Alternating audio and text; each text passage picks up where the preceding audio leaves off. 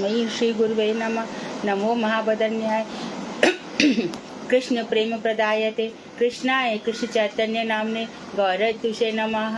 हे कृष्ण करुणा सिंधु दीन बंधु जगतपते गोपेश गोपिका कांत राधा कांत नमोस्तुते। तप्त कांचन गौरांगी राधे वृंदावनेश्वरी वृषभानुसुते देवी प्रणमामि हरिप्रिये। तवैवास्मि ना जीवामि त्वया बिना इति विज्ञाय राधे त्वं नय मां चरणान्तिकं। गुरवे गौरचंद्राय राधिकाय तदालय कृष्णाय कृष्ण भक्ताय तद्भक्ताय नमो नमः। वांशाकल्पतरुभ्यश्च कृपा सिन्धुभ्येव च पतितानां पावनेभ्यो वैष्णवेभ्यो नमो नमः। श्री कृष्ण चैतन्य प्रभु नित्यानंद श्री अद्वैत गदाधर श्रीवासादि श्री गौर भक्त वृंद। हरे कृष्ण कृष्ण कृष्ण हरे हरे हरे राम राम राम हरे हरे। मैं सर्वप्रथम मध्य गुरुपाद पद्म नित्य प्रविष्ट ओम विष्णुपाद अष्टोत्तर शतक श्रीमद् भक्ति वेदांत श्री नारायण गोस्वामी महाराज मध्य शिक्षा गुरुपाद पद्म परमाराध्यतम नित्य प्रविष्ट ओम विष्णुपाद अष्टोत्तर शतक श्रीमद् भक्ति वेदांत श्री वामन गोसाई महाराज के श्री चरण कमलों में असंख्य कोटि दंडवत प्रणाम कर उनकी अहेतु की कृपा की याचना करती हूँ। मैं ग्रंथ राशि चतुर्थ शिक्षा में तदीय रचयिता ओम विष्णुपाद सच्चिदानंद भक्ति विनोद ठाकुर के चरण सरोज में कोटि कोटि दंडवत प्रणाम ज्ञापन कर उनकी अहेतु की कृपा की भिक्षा करती हूँ। मैं उपस्थित वैष्णवी सभी के लिए यथा योग्य वंदन दंडवत अभिवादन करती हूँ। तो कृष्णानुशीलन विषय हम बहुत सुनते और पढ़ते आए हैं, लेकिन बहुत प्रसन्नता का विषय है कि अब हम इसको विस्तार से पढ़ेंगे। ये शरीरगत अनुशीलन कैसा होता है। देखो संसार में हम एक चीज़ है जरूर ये ध्यान में रखने की चीज़ है कि हम देखते हैं कोई व्यक्ति बहुत पाप पे पाप करते ही चला जा रहा है, उसका कुछ भी नहीं हो रहा बल्कि तो उन्नति पे उन्नति हो रही है। तब गुरु वैष्णव बताते हैं कि वो उन्नति के जो हमें दिखाई दे रही है उस शिखर पर पहुंचाया जाता है उसको, जहां से वो धड़ाम से गिरेगा और कहीं का भी नहीं रहेगा।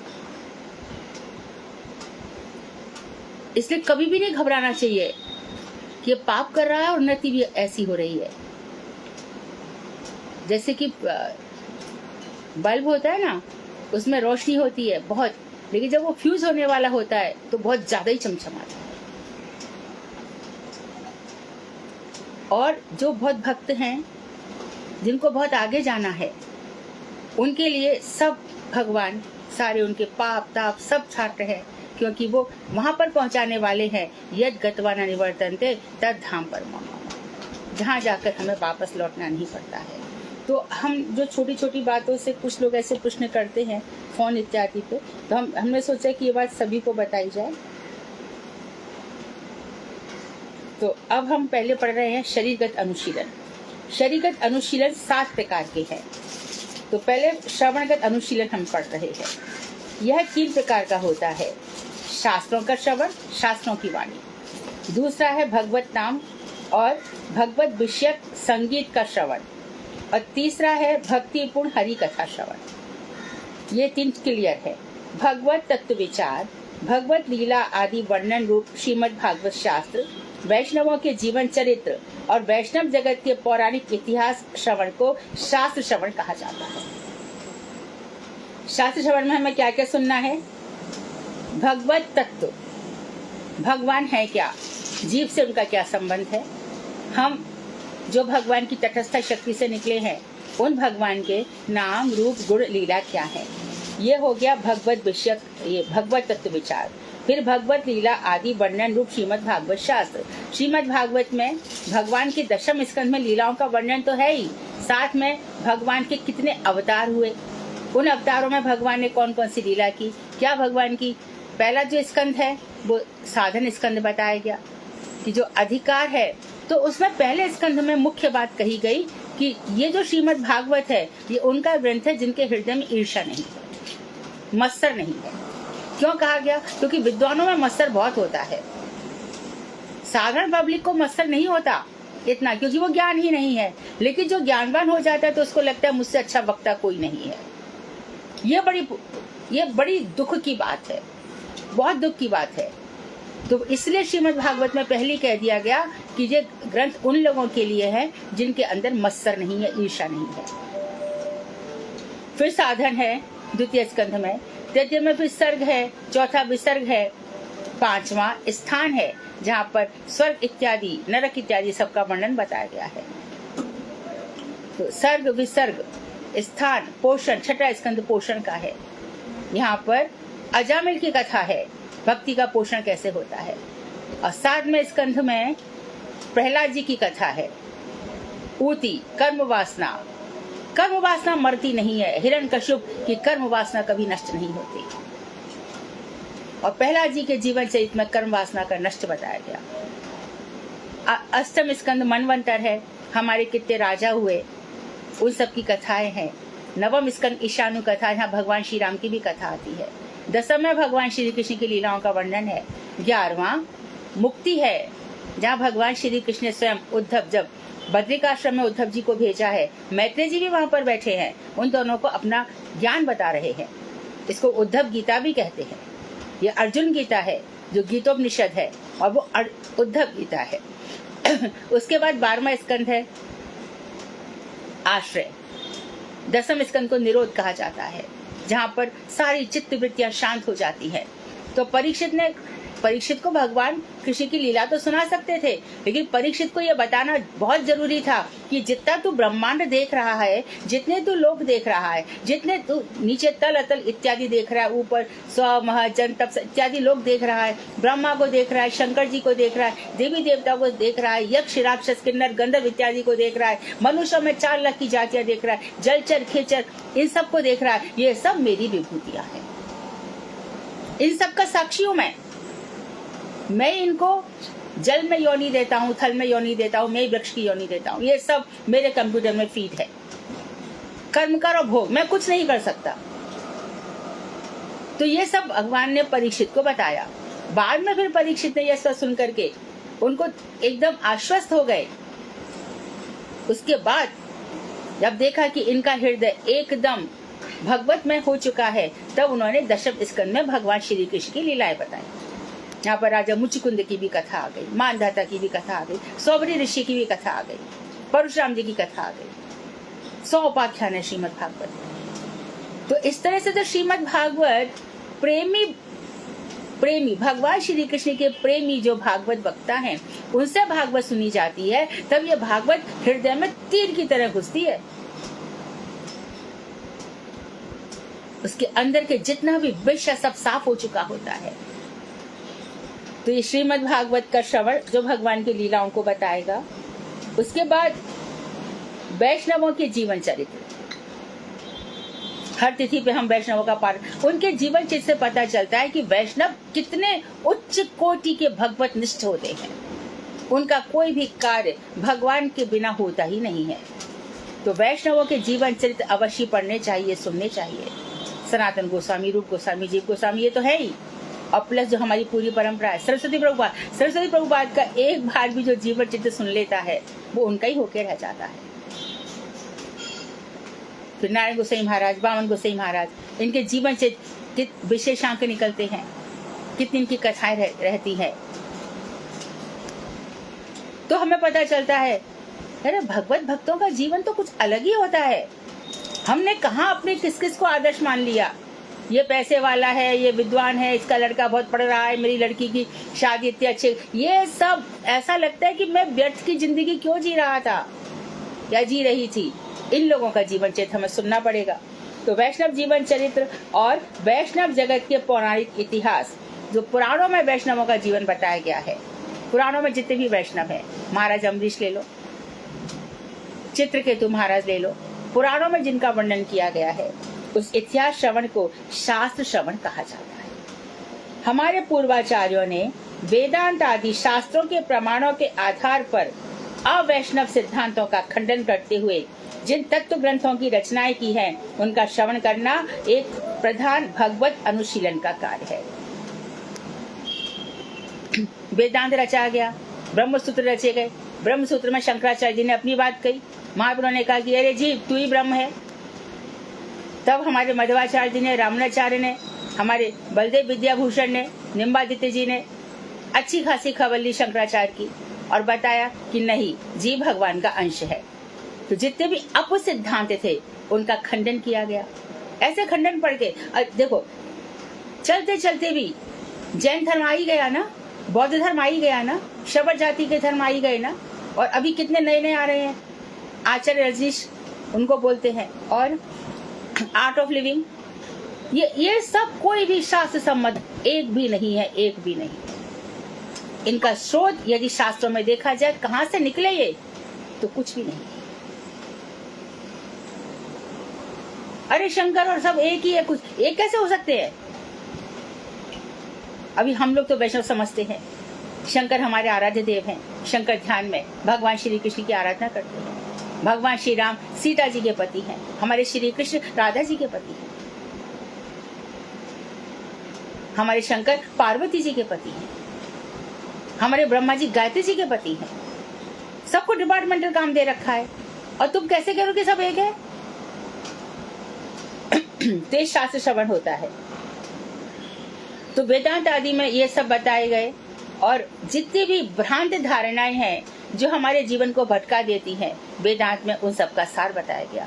और फिर अंत में कहा गया अनावृत्ति शब्दात, अनावृत्ति शब्दात, जो इस वेदांत को शास्त्रों को सुनता है उसकी आवृत्ति नहीं होती, अर्थात इस संसार में वो फिर नहीं आता, नहीं आता, नहीं आता। शास्त्रों के श्रवण से तत्क्षणात् अवरुध्यते, श्रीमद् भागवत कहती है, उसी समय भगवान श्री कृष्ण आकर के हृदय में विराजमान हो जाते हैं। वो होंगे ही, हमारे हृदय को शुद्ध रखने की जरूरत है। अरे हम किसी गंदे स्थान पर नहीं बैठते तो ठाकुर जी कैसे आके बैठ जाएंगे? मलिन हृदय वाला व्यक्ति, हमें ऐसा लगता है कब यहाँ से चला जाए। इसका हृदय पापों से भरा पड़ा है, जब देखो जब खराब ही बोलता है, खराब सुनना ही पसंद करता है, उसके मुख से कभी अच्छी वाणी नहीं निकलती। तो ऐसे लोगों को समझ लेना चाहिए, देखो उसमें घबराना नहीं चाहिए, समझ लेना चाहिए कि इस व्यक्ति का अंत बड़ा खराब है, इस व्यक्ति को भी संसार में बहुत बार आना है, इसलिए ये ऐसा ही बोलता है, ऐसा ही सुनता है।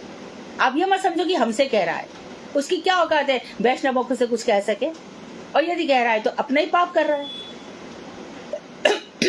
तो कभी भी किसी वैष्णव को घबराना नहीं चाहिए कि उसने हमसे ऐसा कहा, उसने हमसे ऐसा कहा। उसने कुछ नहीं कहा, उसकी वाणी यहीं पे उसके अराउंड घूमती रहेगी और उसको पाप के गर्त में ले जाएगी। वैष्णव सुन के लेते नहीं है, कोई हमें कुछ चीज देता है, हमें पसंद नहीं है तो हम उसको लौटा देते हैं।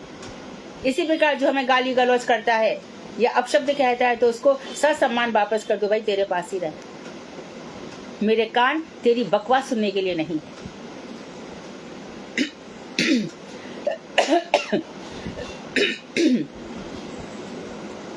अवैष्णव सिद्धांतों का खंडन करते हुए जिन तत्व ग्रंथों की रचनाएं की हैं उनका श्रवण करना एक प्रधान भगवत अनुशीलन है।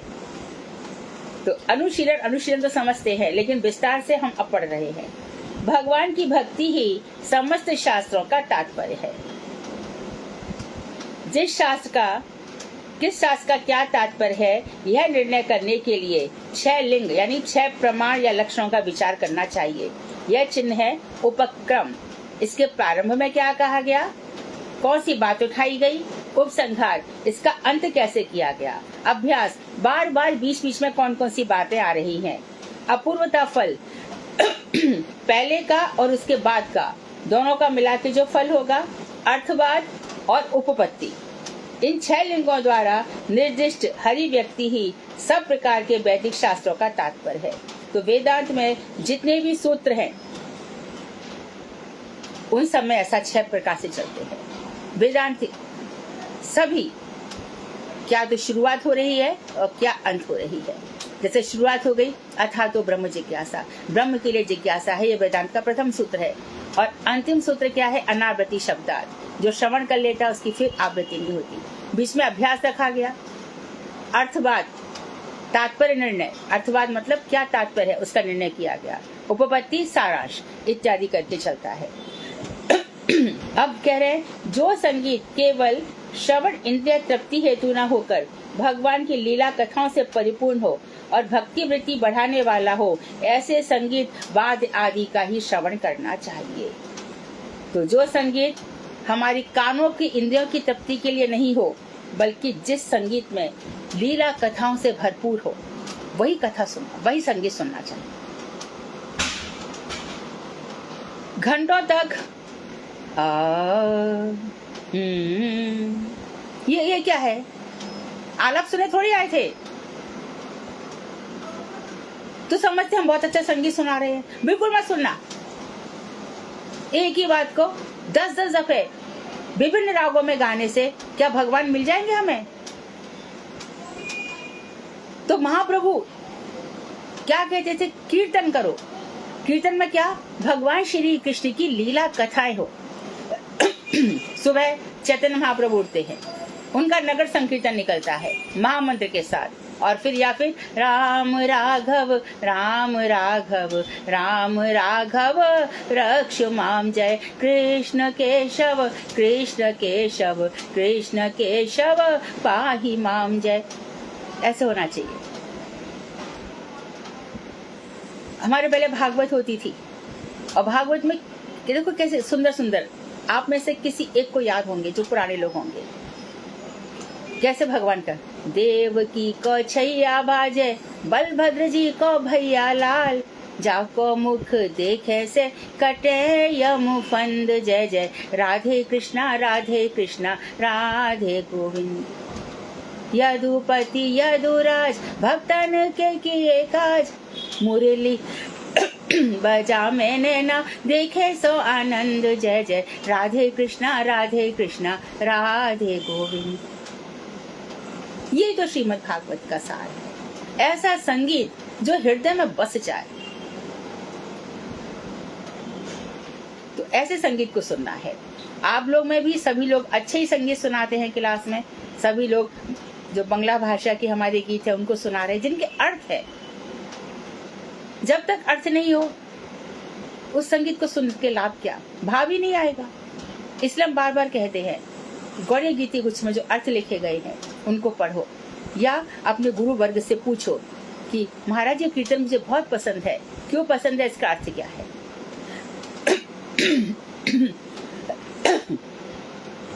तो श्रवण इंद्रिय तृप्ति, कानों की इंद्रिय की तृप्ति के हेतु न होकर भगवान की लीला कथाओं से परिपूर्ण हो, जिसमें भगवान की लीलाएं हो, बाद में भगवान की लीलाएं हो,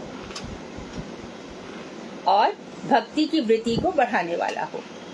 ऐसे संगीत और वाद्य आदि भी अच्छा, वाद्य जैसे कि करताल बज रहा है, मृदंग बज रहा है, लेकिन उसके साथ ही यदि ऑर्केस्ट्रा बज गया तो चलेगा संगीत, क्योंकि ऑर्केस्ट्रा वालों की तो धुन उसमें फीड अप होती है। और एक चीज है कि कथा चल रही है और पीछे से संगीत लगा दिया, कभी हमारा स्वर ठंडा हो गया, कभी संगीत का स्वर बढ़ गया, और वहां पे बड़ा अच्छा लग रहा था, संगीत भी चल रहा था, महाराज कथा कह रहे थे। ऐसी गुरुदेव ने कथा कही थी, ऐसी सुखदेव जी ने कथा कही थी।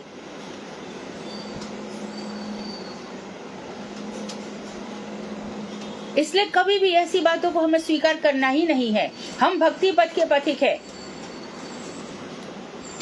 हम साधक हैं, हमारे सामने लक्ष्य है, हम उसी पथ पे चलेंगे जिस पथ पे महापुरुष गए हैं। उनको फॉलो करो दिन रात, भक्ति ऐसे आ जाएगी फटाक से। ये भी करें, मन को भटका रहे हैं तो भक्ति देवी क्या करेंगी। तो जो संगीत साधारणतः कर्ण इंद्रिय और विषय अभिभूत चित्त के विषय राग की समृद्धि करता है, उसका सदैव परित्याग करना चाहिए हमारे कानों को। और जो चित्त है जो विषयों में रमा हुआ है, ऐसे चित्त के विषय राग की और विषयों के प्रति हमारा प्रेम बढ़ाता है, ऐसे संगीत का बिल्कुल त्याग कर देना चाहिए। ऐसा संगीत सुनना नहीं चाहिए, कभी नहीं सुनना चाहिए। मानो कोई ऐसा फिल्मी गाना आ जाता है जो बहुत ही अच्छा लगता है, तो मैं विद्यालय में थी, तो लड़कियां, वो फेयरवेल फंक्शन होता है, तो उन्होंने वो कोई फिल्म थी उसका गाना, कि वो गाना इतना अच्छा लगता है कि मन करता है उसको गाएं। हमें भी करता है कि हम इस गीत को किसी को सुनाएं, फिल्मी गाना। तो जो फिल्मी गाना सुनेंगे तो किसी के लिए गुनगुनाने का मन करेगा, तो किसी के लिए हम गा बैठेंगे। अभी भी देखो जितने भी विवाह शादी होते हैं, सारा की सारा संगीत वही है और कोई टस से मस नहीं होता उधर, उस संगीत का सब आनंद लेते हैं। तो इसका मतलब क्या हो गया कि चित्त हमारा विश्व में रम रहा है। ये तो चित्त की परीक्षा है। ना कोई हया, ना कोई शर्म, ना कोई लाज, ना कोई लज्जा।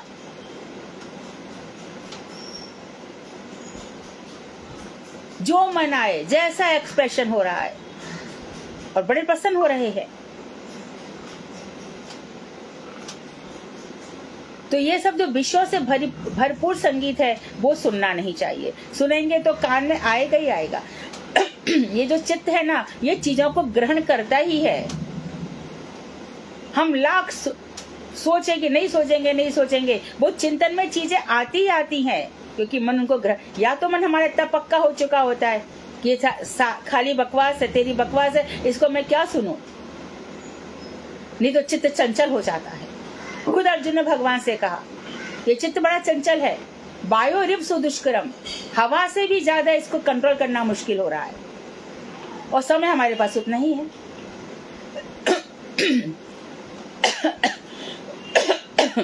24 घंटे में से समय निकल गया, निकलते ही चला जाएगा, तो वो समय कहाँ से लाए। इसलिए भक्ति विनोद ठाकुर बहुत ही हमें सजग अलर्ट कर रहे हैं।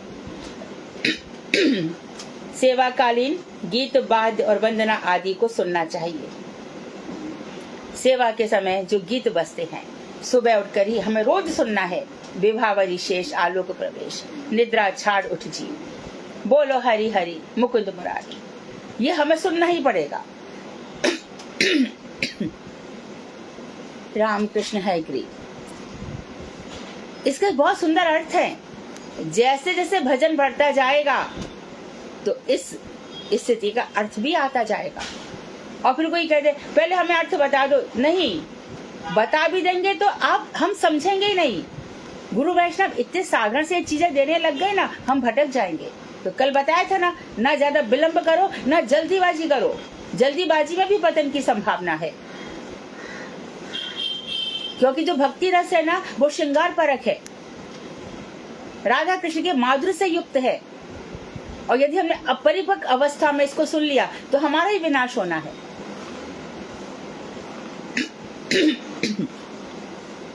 दूसरा है कीर्तनगत 5 प्रकार का अनुशीलन। तो श्रवण हो गया 3 प्रकार का, कीर्तन में 5 प्रकार का बता रहे हैं। कीर्तनगत अनुशीलन अत्यंत उत्कृष्ट है, कीर्तन सर्वश्रेष्ठ है।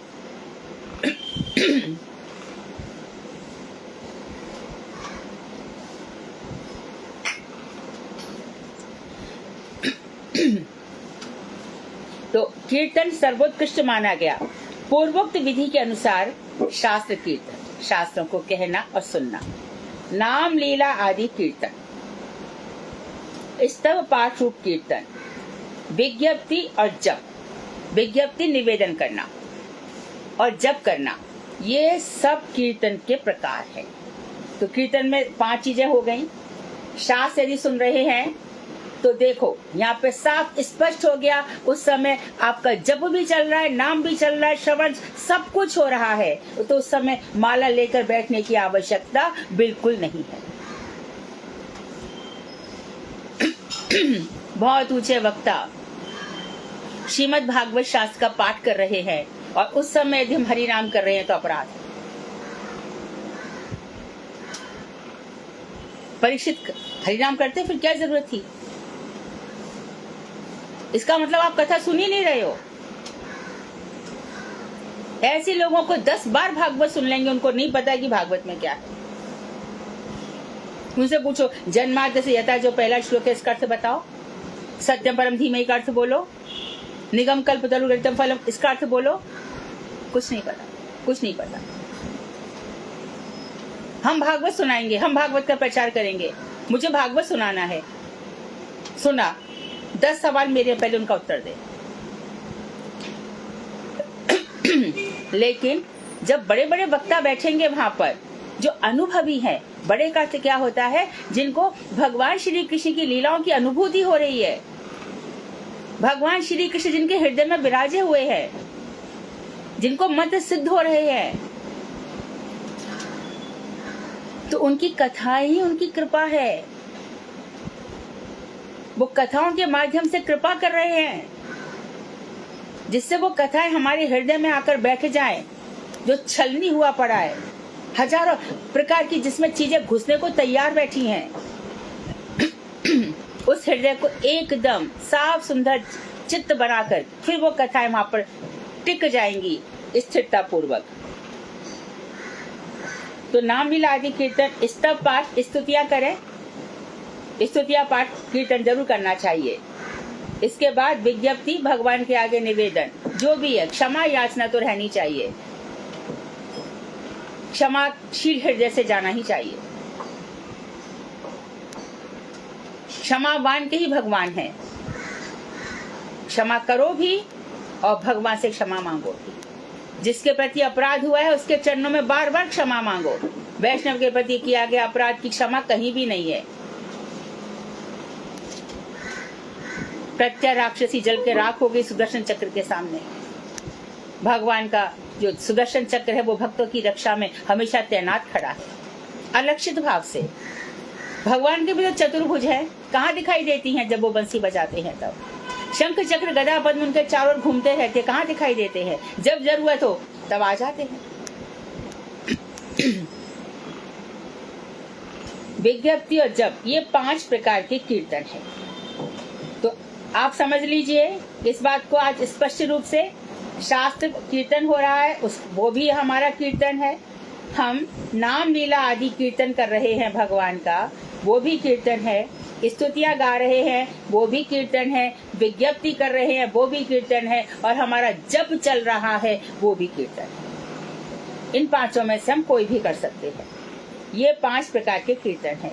नाम लीला आदि कीर्तन भाषण, कथा, व्याख्या और गीत द्वारा होता है। नाम लीला आदि कब होंगे? या तो कोई बोल रहा है, या कथा चल रही है, या कोई व्याख्या कर रहा है, और ये गीत। तो ये सब क्या हो रहा है? ये शास्त्र की व्याख्या चल रही है, ये भी हमारा जप है, ये भी कीर्तन है। ऐसी थोड़ी महात्मा लोग बैठ करके 1-1, 1.5 घंटा कथा सुनाते हैं। कीर्तन है, श्रोता को भी फल है, वक्ता को भी फल है। यदि कोई सोचे अरे मेरा तो समय वेस्ट हो गया, इससे अच्छा तो मैं हरि कथा कर दी, हरि कथा लिख लेती, हरि कथा बोल लेती, अपराध है।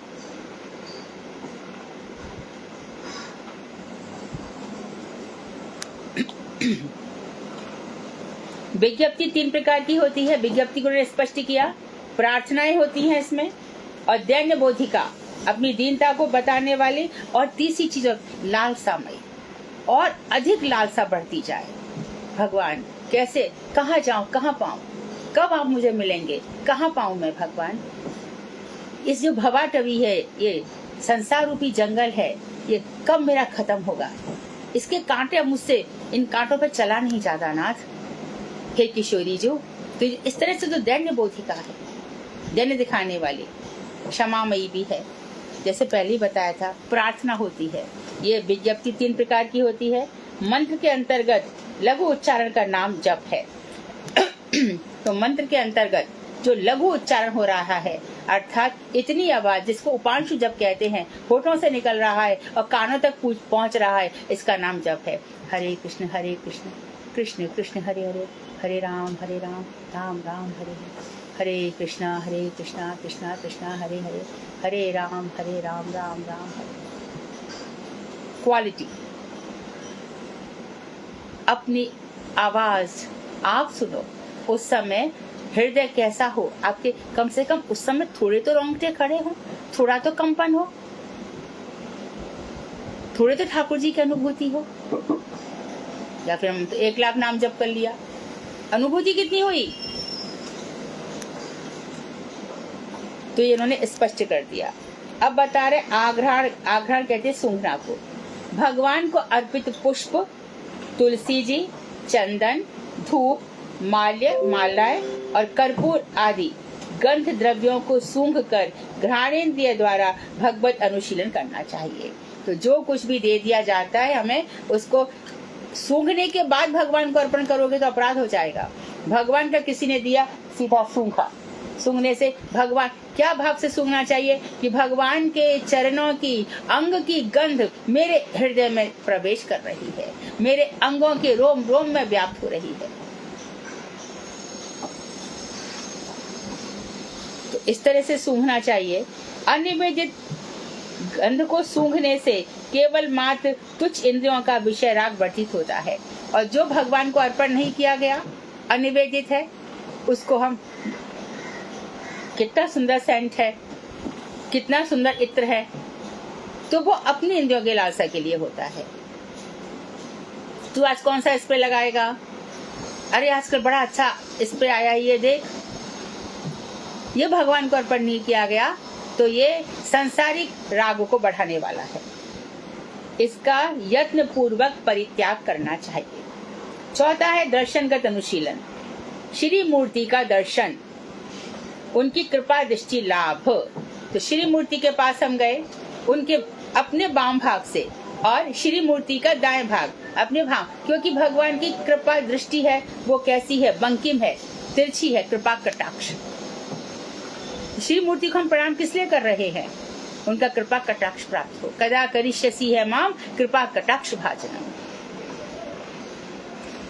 तो कृपा दर्शन लाभ, भगवत भक्त का दर्शन, भक्ति भक्त भगवान गुरु चतुर नाम बपुए, तिनके पद सुमिरन करें नासे विघ्न अनेक। भक्ति, भक्त, भगवान और गुरु, ये चार नाम बपू एक ही शरीर के चार भाग हैं। भगवान, भक्त, भक्ति और गुरु। तो वैष्णव, आचार्य, गुरु, भगवान, इनमें कोई अंतर नहीं है। इनका दर्शन भी भगवान के दर्शन के समान है। तो भगवान के भक्तों का दर्शन, भगवान के तीर्थों का दर्शन, भगवान का मंदिर दर्शन, यात्रा, लीला अभिनय, लीला का अभिनय आदि दर्शन। अर्थात यदि सही जगह पर, यहाँ पर भी थोड़ा सा क्वेश्चन मार्क है, लीला अभिनय हो रहा है तो पहले लीला अभिनय बहुत ही जैसे कि हमारे मक्का में थे, राम याद नहीं आ रहा, रास बिहारी जी थे, या उनकी लीला ऐसी होती थी, महाप्रभु जी की लीला की रोंगटे खड़े हो जाते थे। उसमें से कुछ ही ऐसे लोग बच गए हैं जो ऐसी रास लीलाएं कराते हैं। नहीं तो पूज्य पाठ बावन गोसाई महाराज तो एक दफे नाराज हो गए थे, क्योंकि जो रास इत्यादि कर रहे थे वो मांस भोजी थे, उनके चरित्र का कोई ठिकाना ही नहीं था। हम ऐसी लीला नहीं देखेंगे। वो कहते थे हम क्रिकेट क्यों देखें, ये जितने भी खेल रहे हैं सब मांस भोजी हैं, हम इनका दर्शन क्यों करेंगे? जब तक हम चयन नहीं करेंगे कि क्या छोड़ना है, और तब तक हम स्थिर कैसे होंगे? मन तो भटकेगा ही ना। अरे बहुत आनंद आता है जब चौके छक्के लगते, आईपीएल चल रहा है, तो फिर हम पक्षपात वाले हो जाते हैं। हम चाहते हैं कि हमारी ये टीम जीते, हम चाहते हैं ये टीम जीते, हमारा देश जीते, ये हार जाए, ये इस सब में हम हो जाते हैं।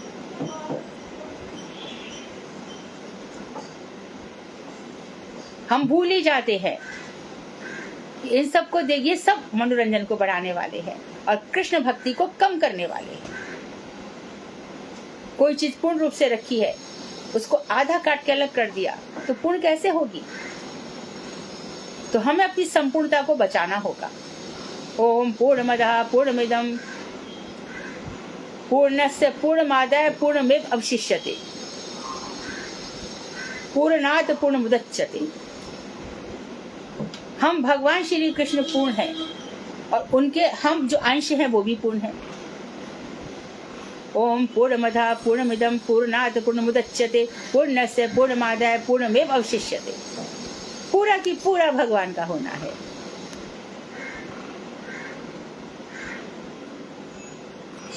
तो यहाँ पर तो लीला अभिनय ऐसे हम देख सकते हैं। आदि दर्शन भगवत तत्व का स्फुरण कराने वाले चित्रों का दर्शनगत अनुशीलन कर्तव्य है। तो जहाँ पर मंदिरों में जो चारों तरफ चित्र बनाए गए होते हैं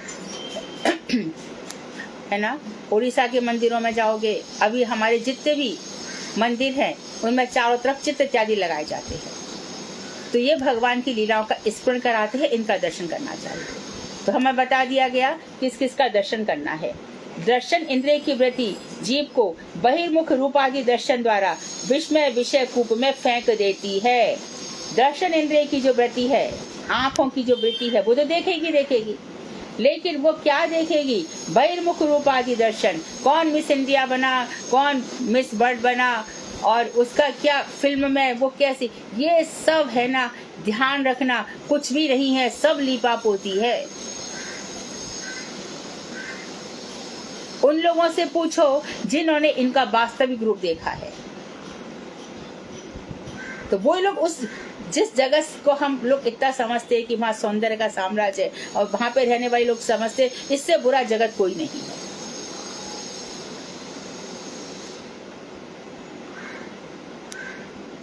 तो बहिर्मुख रूपादि दर्शन द्वारा विस्मय विषय कूप में फेंक देता है। प्लास्टिक सर्जरी और क्या क्या से क्या क्या, और क्या मुझे आते नहीं है शब्द, बोटॉक्स करा लेना है, लिफ्ट करा लेना है ना, ऐसे सब कुछ होता है शरीर के इनमें। और वो जो जूता सिलता है, क्या अंतर है बताओ तो? फिर क्यों आकर्षण है हमें? फिर क्या होगा? इनको हम देखेंगे तो हमें भी, हमारे बाथरूम में भी लाइन लग जाएगी, कितने प्रकार के फेस वॉश और कितने ही प्रकार के आंखों के काजल, लिपस्टिक्स, ये सब की भरमार लग जाएगी जो हमको हाँ जो भी है तो सौंदर्य प्रसाधन, हाँ वो सब की लाइन लग जाएगी। तो एक तो अपव्यय का पाप लग गया, फिजूल खर्ची का पाप लग गया, और दूसरा उनको खरीदने जाओ, ये सब लेने जाओ, उसमें कितना टाइम की बर्बादी हुई, और ये चेहरे पर सूट हुआ कि नहीं हुआ, फिर क्या करोगे?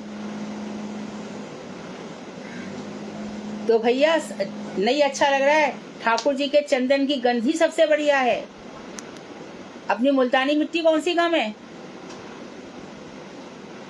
गर्मी लग रही है बहुत ज्यादा, हमारे तो सब मथुरा में मुल्तानी मिट्टी का लेप करके फिर भगवान हरि का भजन करते हैं। तो ये सब उन्होंने बताया कि ऐसा सब होगा, तो हम कूप में, विषयों के कूप में, विषमय जो कि विषयों से भरा पड़ा है, उसमें फेंक दिए जाएंगे, क्योंकि एक जन्म क्या लाखों जन्म के हमारे पाप इकट्ठे हो जाएंगे।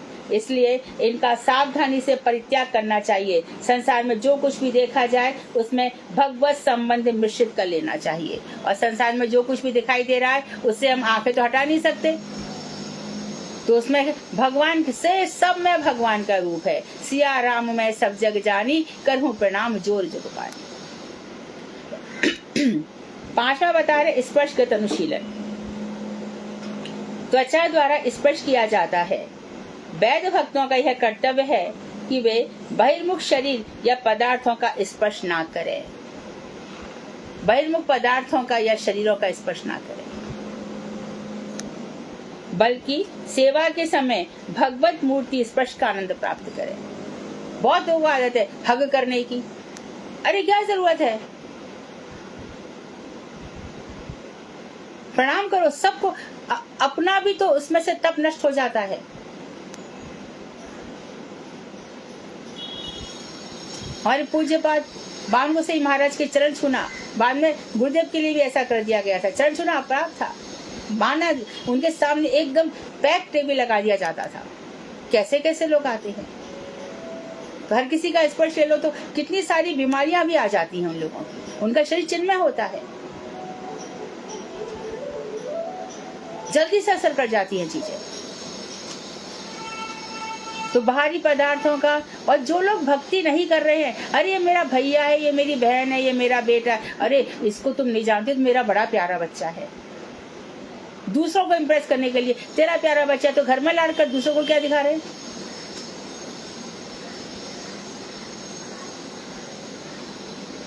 ये मेरी बहुत सेवा करती है, तो अपने घर में रख। यहाँ तो उनका काम है, जो वैष्णवों का एक ही परिचय है, उनका ना कोई माँ है, ना बाप है, ना बहन है, ना भाई, ना बेटा, ना बेटी, वो वैष्णव है। तो यहाँ पे मना किया गया है कि इन सबको आप खाली भगवत मूर्ति का, हमारे मथुरा में है ना जो मूर्ति लाई गई है उनकी, बराह जी की, जो लक्ष्मण भैया इनको रावण ले आया था ऊपर से, और रावण ने पुष्पक विमान में विभीषण ने पुष्पक विमान में रख दी थी, और भगवान श्री राम ने इसको छोटे भैया शत्रुघ्न को दे दी थी, जब लवणासुर को, मथुरा में लवणासुर ने आक्रमण किया था उसको हराने के लिए। वो बराह जी की मूर्ति जो मथुरा में मानिक चौक पे विराजमान है, तो उसके जो पुजारी जी हैं वो बता रहे थे कि जब वो चरण का स्पर्श करते हैं तो वो चरण ऐसे ऐसे दब जाते हैं। गिरिराज जी का हम आराम से दूध दही से स्नान करते हैं, और यही स्पर्श जो हमने गिरिराज जी का प्राप्त किया है वो सबके लिए लग जाएगा, तो इन हाथों की शक्ति नष्ट नहीं हो जाएगी।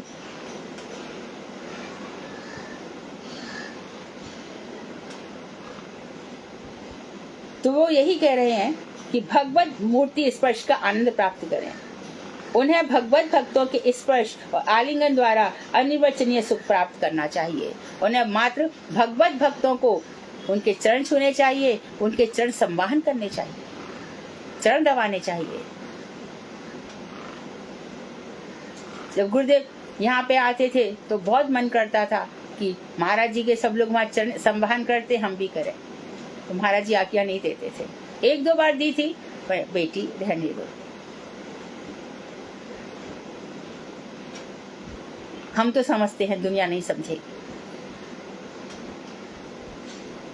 तो जो हाथ गुरुदेव के चरणों का संवाहन करना चाहते हैं, उनको लाख लाख बार दंडवत प्रणाम करना चाहते हैं, वो मेरे हाथ दूसरों के लिए क्यों झुके? इन हाथों की रक्षा भी तो मुझे ही करनी है।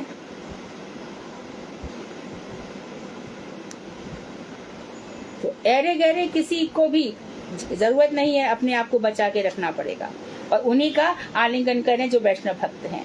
स्पर्श इंद्रिय बड़ी प्रबल होती है, स्पर्श इंद्रिय सबसे बड़ी प्रबल होती है। स्पर्श करने के साथ ही देखो, सबसे ज्यादा हमारी त्वचा है ना, ये पोर बड़े बहुत सेंसिटिव होते हैं। आप जल गए, 1 मिनट में हाथ ऊपर उठ जाता है। स्पर्श इंद्रिय बड़ी बलवान होती है, उससे असत संग, स्त्री संग आदि पाप होने की सर्वदा संभावना रहती है। विस्तार से बताने की आवश्यकता नहीं, आप समझ सकते हैं। यदि कोई किसी को छू जाए या कर जाए, स्त्री पुरुष का आपस में, अभी तक बेचारे के मन में कभी आया ही नहीं था, लेकिन कभी स्त्री का शरीर का स्पर्श हो गया तो स्त्री संग की कामना आ जाती है। इसलिए ये व्यवस्था बहुत ही अच्छी है कि पुरुष अलग रहे और स्त्री अलग रहे। बहुत अच्छी व्यवस्था है ये। बहुत से लोग इसमें ब्रह्मा आदि का उदाहरण देते हैं कि अपनी बेटी को देख करके उनका, लेकिन मैं इसको पसंद नहीं करती इतना। तो इससे असत संग, स्त्री संग आदि पाप होने की सर्वदा संभावना रहती है। भक्तजन इस विषय में इस प्रकार दृढ़ प्रतिज्ञा करेंगे कि जैसा भी संबंध क्यों ना हो, भगवत भक्तों के अतिरिक्त दूसरों का स्पर्श नहीं करेंगे।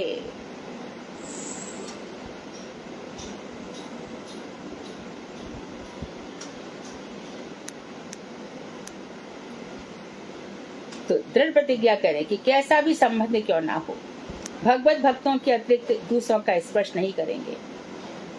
केवल शरीर से छू जाने को स्पर्श नहीं कहा जा सकता, बल्कि शरीर के साथ संलग्न होने पर जो इंद्रिय सुखहृदय होता है उसी को स्पर्श कहते हैं। शरीर छू गया लेकिन उसको भानी नहीं है। एक महात्मा जी बैठे हैं और वो ध्यान में लीन है, तभी एक कोई भक्त महिला वहां से गुजर गई और उसका जो आंचल है, पल्लू है, वो उनके स्पर्श में लग गया, पर महात्मा जी को होश ही नहीं है। तो कोई दोष नहीं है। क्या हुआ, उनको क्या फर्क है? लेकिन छूने मात्र से जो शरीर का संलग्न हो गया वो पाप का कारण है। केवल स्पर्श इंद्रिय के संबंध में नहीं, सभी इंद्रिय के और कार्यों के संबंध में यही नियम स्मरण रखना कर्तव्य है। स्पर्श इंद्रिय नहीं, हमारे सभी, यानी कि वो ये कहना चाहते हैं हमारे आंख, नाक, कान, जो कुछ भी है वो विश्व की ओर अभिमुख ना हो। यदि कृष्ण भक्ति करनी है तो बचा के तो अपने को रखना पड़ेगा। हम सबके लिए आसानी से इसी तरह से अवेलेबल हो जाए तो कैसे काम चलेगा। और एक बात है, यदि हम चाहते कि कोई भक्त बने तो प्रभुपाद जी कहते हैं एक एक भक्त बनाने को 10-10 गैलन खून जलाना पड़ता है। कोई भक्त ऐसे ही नहीं बन जाता, क्योंकि वो अपने अभी तक अपने मन की सीमा के अंदर गति है। जो उसके मन में है वही, वो कथा बहुत कम सुनता है ना, जो कथा बहुत सुनेगा और वो भी हृदय से, उसकी भक्ति जल्दी बढ़ जाएगी।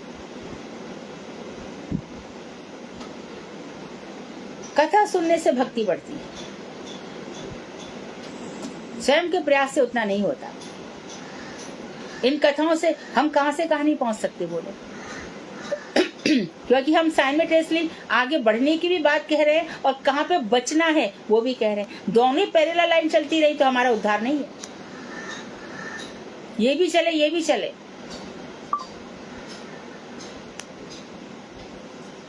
अब आ गया स्वाद।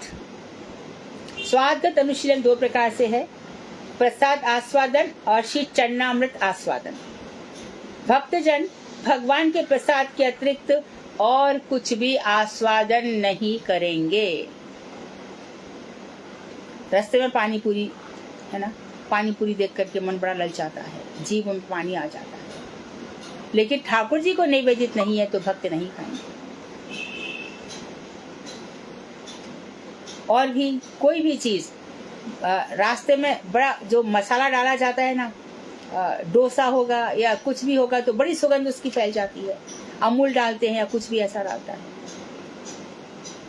लेकिन तभी हृदय में ये मेरे कृष्ण को निवेदन नहीं है और मैं तो कृष्ण का ही हूँ, उनकी ही हूँ, मैं कैसे उनकी चीज खा सकती हूँ अलग से उनको दिए बिना। तो भक्त लोग कभी ग्रहण नहीं करेंगे। भगवान के प्रसाद के अतिरिक्त कुछ भी आस्वादन नहीं करेंगे। भगवान को बिना समर्पण किए हुए पदार्थों का भोजन पान करने से मनुष्य की भक्ति कम हो जाती है और संसार की ओर अभिमुख होता चला जाता है।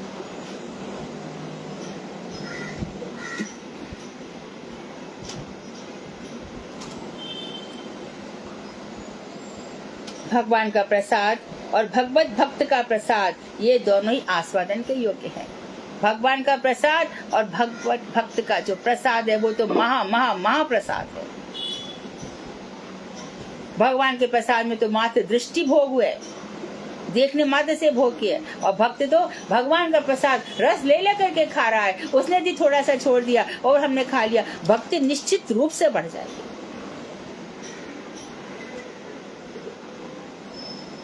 ये 2 ही आस्वादन के योग्य हैं और भक्ति वृत्ति को पुष्ट करने वाले हैं। अब बता रहे अंगगत अनुशीलन, इसमें थोड़ा समझ लेना चाहिए। अंगगत अनुशीलन 12 प्रकार के हैं।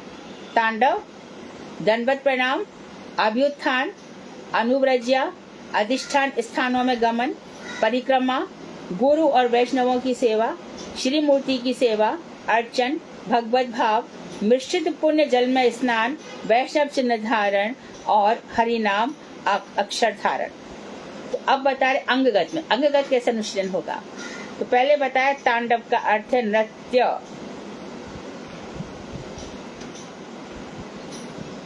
भगवान के भाव में डूबकर नृत्य करना, ये अंगगत अनुशीलन है। जहाँ पर है ना हमारे मठ मंदिर में बड़े सब हाथ पकड़ के सब नाचते रहते हैं। भगवान के भाव में नाचना, ये तांडव है, नृत्य करना।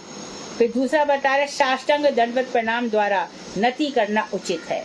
भगवान के आगे साष्टांग, और जो महिलाएं हैं वो पंचांग प्रणाम करेंगी।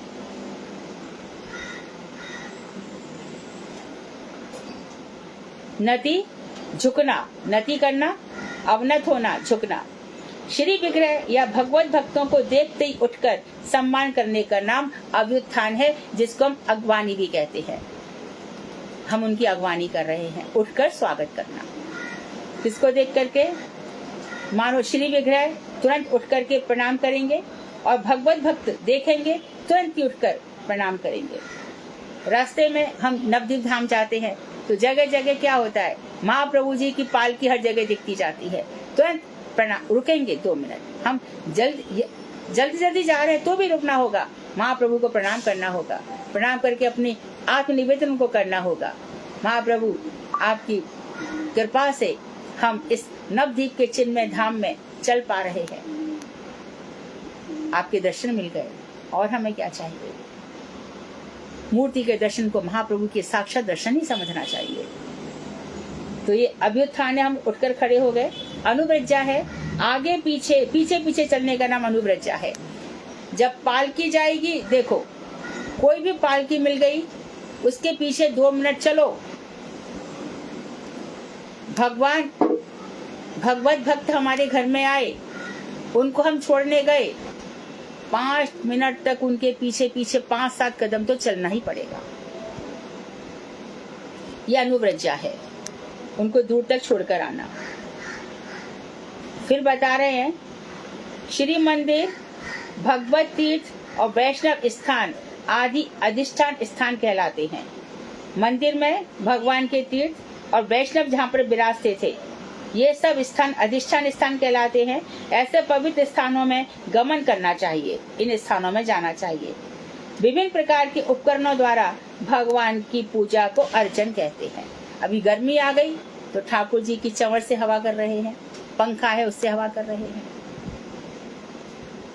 आजकल उनको सतुआ खिला रहे हैं।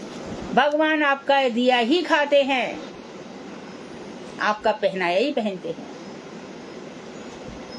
क्यों? क्योंकि उसके पीछे इतना प्रेम है ना, और प्रेम के हाथ वो बिके हुए हैं। आत्म विक्रीडित, अपने आप को बेच दिया है उन्होंने प्रेम के आगे, और किसी के आगे वो हारते नहीं।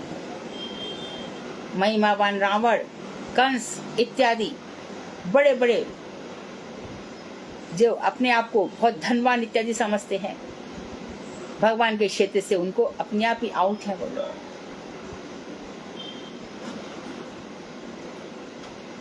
शेष महेश गणेश दिनेश सुरेश जाहे निरंतर गावे। ताहि अनादि अनंत अखंड अछेद अभेद सो भेद बतावे।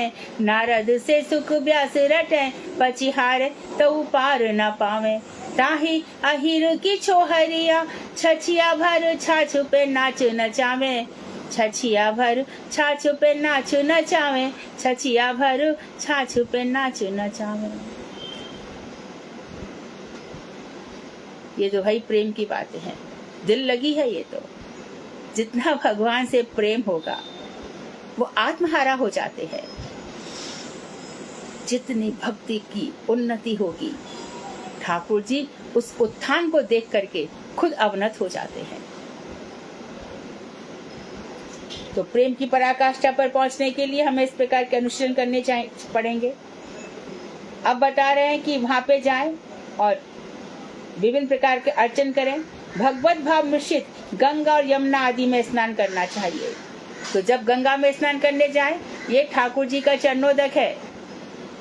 यमुना जी ठाकुर जी की पटरानी है। मन ही मन बार बार प्रणाम करना चाहिए। ऐसा नहीं देखो और फटाफट चल दी अंदर, ऐसा अपराध मत करना। अनुमति लेना गंगा जी से। गंगा, हम बड़े पवित्र हैं,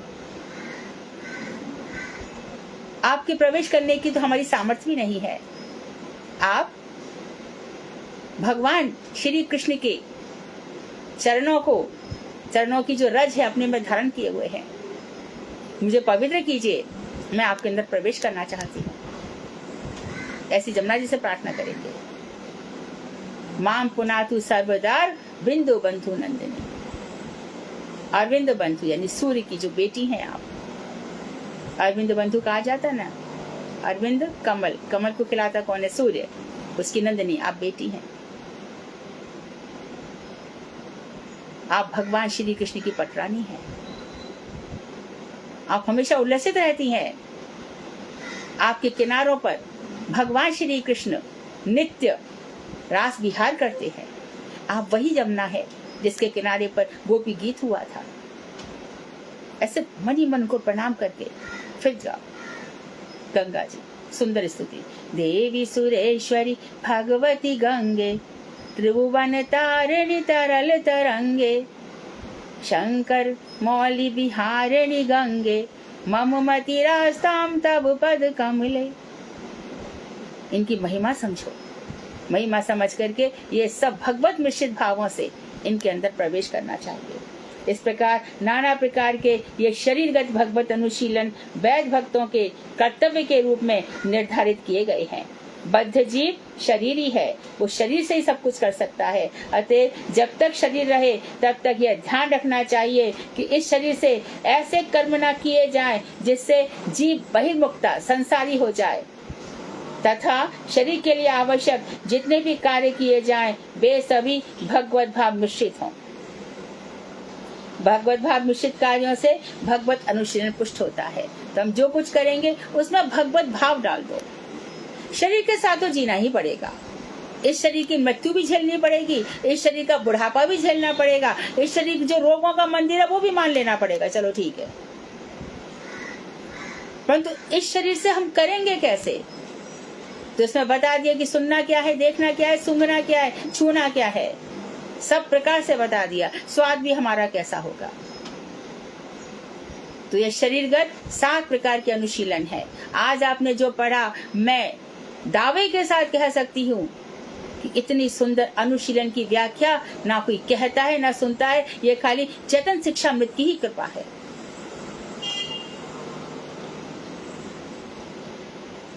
उसके बाद तब है शरीर के बाद स्थान होता है मन का, मनोगत अनुशीलन।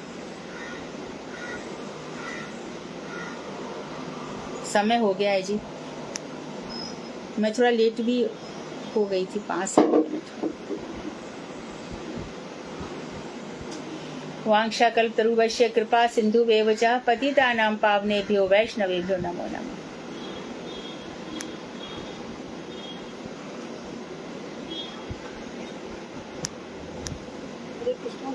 प्रणाम। हाँ दीदी, आघ्राण गत का क्या मीनिंग है दीदी? सूंघना, भगवान को निवेदित तुलसी जी, पुष्प, निर्माल्य, उन सबको पहले सिर पे धारण करेंगे, सूंघेंगे। कभी कभी उसको अंग पे भी रख लेंगे, ऐसे हृदय पे विराजित करेंगे। 2-4 मिनट पहन लेंगे, ज्यादा पहनोगे तो पुष्प गिरेंगे, अपराध हो जाएगा। तुरंत लेकर के और ऐसे स्थान पर रख देंगे जहाँ पर किसी के पैर ना पड़े।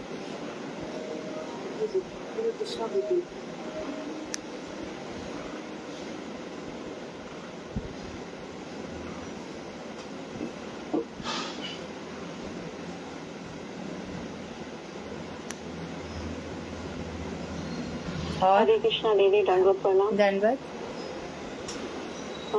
दीदी, जैसे हम सुबह मंगला आरती करते हैं विभावरी से, तो दीदी उसमें ये लिखा है ना अभागा केशव, है ना?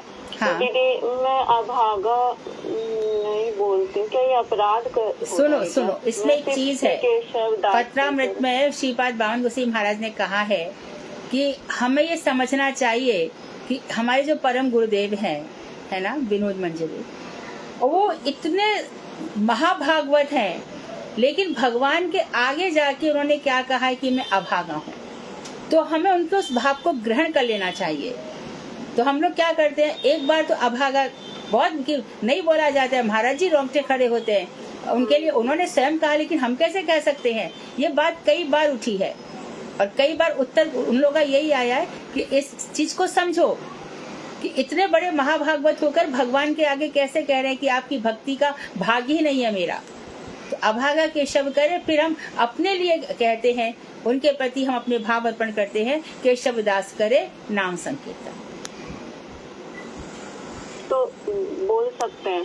बोलना ही पड़ेगा, क्योंकि उनकी अनुभूतियों को हमें ग्रहण करना होगा। एक लाइन ऐसा बोलेंगे और फिर उनके प्रति हम सम्मान व्यक्त करेंगे, श्री केशव दास करे नाम संकीर्तन। ठीक है। बोला नहीं जाता है, आंखों में आंसू आते हैं, नहीं बोल सकते, लेकिन मेरे मुंह पे ही नहीं आता दीदी, मैं तो हाँ, लेकिन कुछ कर नहीं सकते। ऐसे ही करी। कल मैंने कथा में सुना था ना, मैं दीदी से पूछूंगी। हाँ, क्या इसका यही उत्तर दिया है, पत्रामृत में भी लिखित उत्तर है। हाँ दीदी।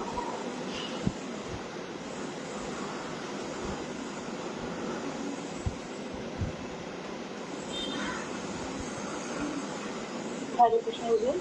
हाँ दीदी, जो अभी जो 6 लिंग बताए गए थे शास्त्र के निर्णय करने के 6 लक्षण, तो उसमें है अपूर्वता फल। ये अपूर्वता फल यानी कि इसमें पूर्वापर का विचार किया जाता है। पहले का क्या हुआ, बाद का क्या हुआ, उसका फल निकाला जाता है। अपूर्वता फल इस तरह से है, पूर्वा पर विचार है। इसको और डिटेल में पढ़ना है तो आप वेदांत पढ़ सकते हो। मैं कल और डिटेल में इसको बता भी सकती हूँ, कल बता देंगे आपको डिटेल में। जी जी, हरे कृष्ण। हरे कृष्णा।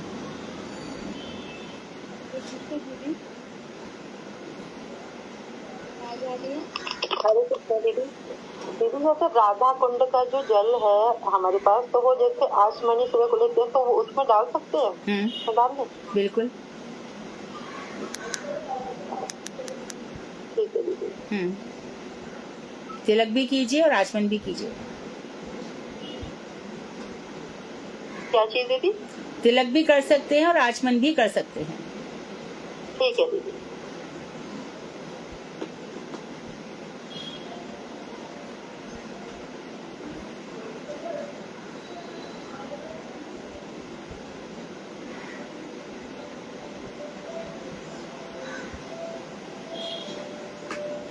बस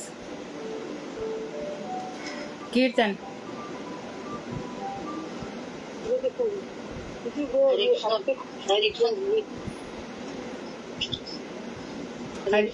हाँ, हरे कृष्णा।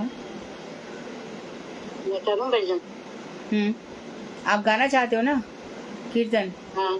क्या नाम है? हाँ हाँ, रेवती दासी। रेवती दासी, हाँ गाइए। हाँ, रेवती देवी दासी आप गाइए। मानस देह गेह जो किछ मोर, तारे दिल तुया पदे नंद किशोर। मानस देह गेह जो किछ मोर, हरे दिल तुया पदे नंद किशोर। संपदे विपदे जीवने मरणे, दाई मम लीला तुया ओ पद वरणे। मार विराट भी जो इच्छा तुहारा, नीति दास प्रति तुया अधिकारा। मार गृहा मार विराट भी जो इच्छा तुहारा, नीति दास प्रति तुया अधिकारा।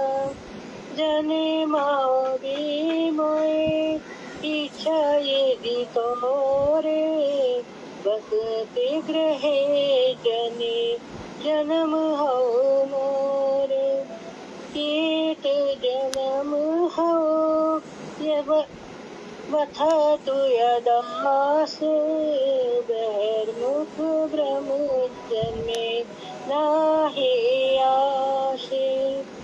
मुक्ति मुक्ति से प्रहा विहीन विभक्त, लब इति ताक संग अनुरक्त। जनक जननी दैत्य तनया, प्रभु गुरुपति तुह सर्वमाय। भक्ति विनोद कहे सुने कान, राधा नाथ तुह हमारा प्राण। मानस देहु गेहु जो किछ मोर, हरि दिल तुया पदे नंद किशोर। जय भक्ति विनोद ठाकुर भक्ति विनोद, भक्ति विनोद ठाकुर भक्ति विनोद। जय गुरुदेवा जय गुरुदेवा, गुरुदेवा जय गुरुदेवा। मोहे कृपा करो गुरुदेव, मोहे दया करो गुरुदेव। बहुत सुंदर, बहुत। कोई और? हरे कृष्णा दीदी, मेरा एक बस छोटा सा प्रश्न है। हाँ। दीदी, जैसे कि कोई भी सामान अगर हमारा कोई ले जाता है, बड़ा कीमती सामान है, और उससे किसी कारण से वो नुकसान हो जाता है और हम मांगते वो नहीं देता, तो इसमें क्या करना चाहिए दीदी? छोड़ नहीं, देना आपको चाहिए? नहीं, आपको अपनी वस्तु मांगनी चाहिए। उसने लिया है तो उसको देना चाहिए, उसको भरपाई करनी चाहिए। वो देने ही नहीं चाहते हैं। मैं अपने क्या बोलूं? उसको कहिए कि आपके लिए बहुत महत्वपूर्ण है वो चीज़ और आपको देनी चाहिए।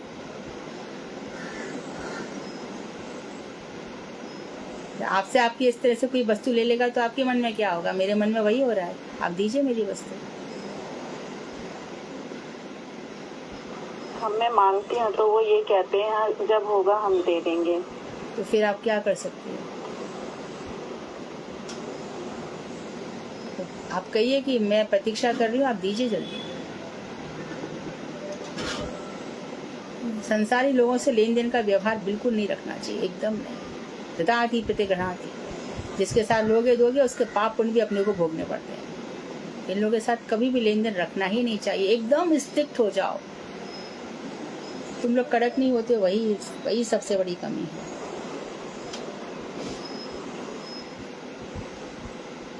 ना बोलना सीखना पड़ेगा, ना बोलना सीखना पड़ेगा। दीदी, बहुत पहले की बात है ये ना, मेरी मौसी ने मेरा लैपटॉप ले गया था तो वो नुकसान हो गया उनसे, तो वो अब मेरे बच्चे को जरूरत पड़ रहा, वो दे ही नहीं, लड़ाई करती हैं। तो मेरे बच्चे कहते हैं आप इतना क्यों हो मम्मी, आप अपना क्यों नहीं सोचते? मैं ले तो मैं छोड़ना, जाने दे, मेरा ही कोई पिछला होगा, लेनी देनी तो नुकसान हो गया। तो बच्चे उंगली करते हैं, आप बस अपनी चीजें नुकसान करते रहो। तो मैं सोची दीदी से पूछती हूँ, क्या मेरा सोचना गलत है या सही?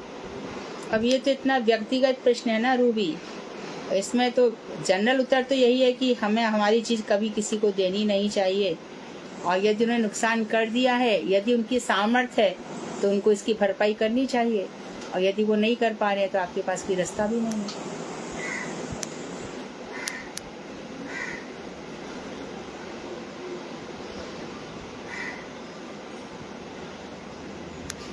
कोई और कीर्तन? हरे कृष्णा। हाँ दीदी, वो कल एक फेस्टिवल है ना, वो चूड़ा देने वाली फेस्टिवल है कल। आवाज नहीं आ रही। वो दीदी, मैं बोल रही हूँ उसके बारे में पूछना चाह रही थी आपसे कि कल क्या कर सकते हैं, भगवान को, भगवान में क्या ऑफर कर सकते हैं? कोई और बताइए क्या कह रही हैं? दीदी, कृष्णा दही चूड़ा महोत्सव गोस्वामी का, तो वो उनके बारे में पूछना चाह रही थी। पहाड़ी हाटी में जो चूड़ा महोत्सव है उसके विषय में? हाँ हाँ हाँ हाँ हाँ। कब है ये? कल है दीदी, कल है ना? 2 हाँ, कल आने वाला है ना। तो पहाड़ी हाटी में रघुनाथ दास गोस्वामी को नित्यानंद ठाकुर ने ये उनको दंड दिया था, और दंड महोत्सव में सबको चूड़ा खाने को कहा था।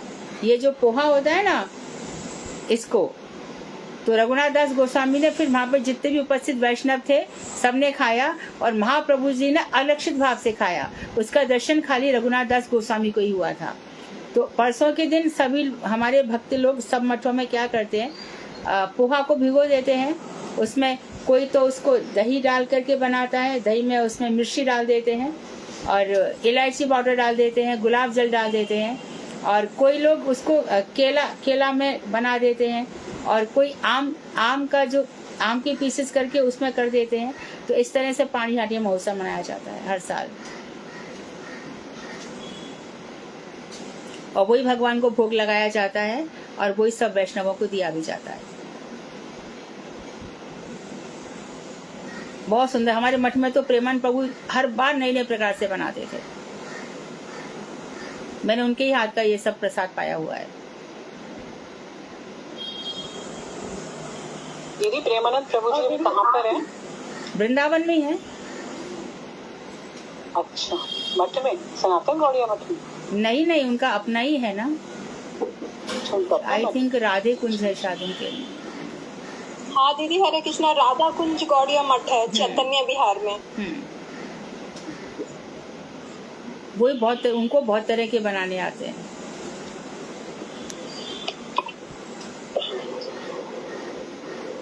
हरे कृष्णा दीदी, वहाँ पे 56 भोग का प्रसाद मिलता है डेली। हाँ, वो उनको शुरू से ऐसा था। वो मठ में थे तब भी कहते थे कि मैं चाहता हूँ, तब वो बहुत पहले की बात है, 90s की बात होगी, 80s 90s की। तब वो कहते थे कि मैं चाहता हूँ कि मेरे पास एक ऐसा अमाउंट आ जाए कि मैं सारी पब्लिक को फ्री भोजन कराऊं, भगवान का प्रसाद सबको फ्री दूं। उनका हृदय बहुत विशाल है। हाँ जी दीदी, ऐसे ही खिलाते हैं दीदी, अब डेली ऐसे ही खिलाते हैं। वैसे ही शुरू से मन ऐसा है। उनको सब मठ की माँ बोलते थे। राधे राधे दीदी, धन्यवाद, प्रणाम। धन्यवाद। हाँ। बहुत बड़े बड़े